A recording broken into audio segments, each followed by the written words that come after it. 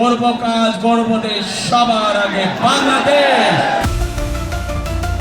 বিএনপির নির্বাচনী শিডিউল অনুযায়ী ৮ ফেব্রুয়ারি রাজধানীর নয়াপল্টনে তারেক রহমানের সমাবেশ হওয়ার কথা ছিল, কিন্তু সেই সমাবেশের বদলে ঢাকার ১২টি স্পটে সমাবেশ করার সিদ্ধান্ত নেন বিএনপি চেয়ারম্যান।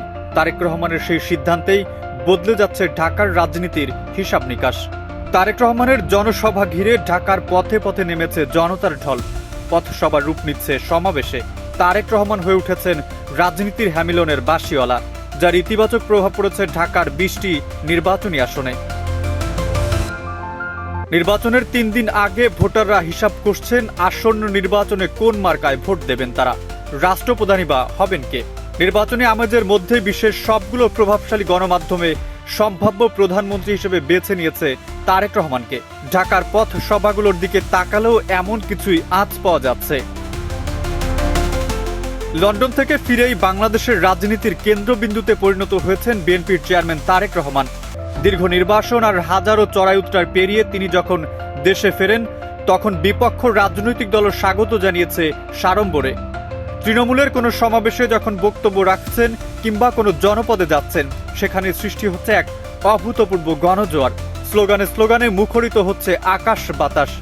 সাধারণ মানুষের এই স্বতঃস্ফূর্ত অংশগ্রহণ প্রমাণ করছে তারেক রহমান কেবল একটি রাজনৈতিক দলের নেতা নন, বরং তিনি হয়ে উঠেছেন সাধারণ মানুষের অধিকার আদায়ের প্রতীক।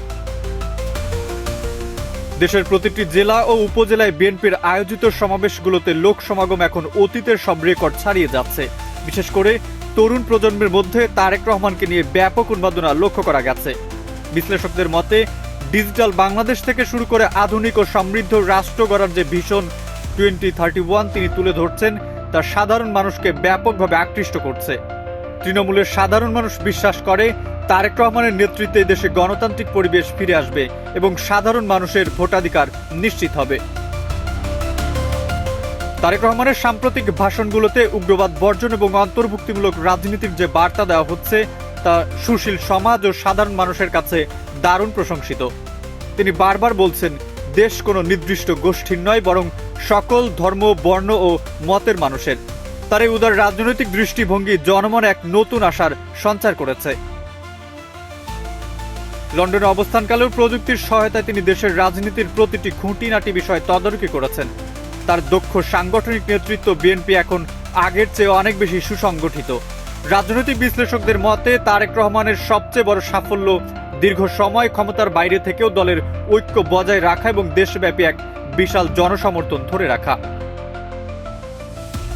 বিশ্লেষকরা বলছেন, সমাবেশগুলোতে আপামর জনতার এই বাঁধ ভাঙা জোয়ার ইঙ্গিত দিচ্ছে বাংলাদেশের মানুষ পরিবর্তন চায়, আর সেই পরিবর্তনের কাণ্ডার হিসেবে তারেক রহমানকে বেছে নিতে আগ্রহী তারা।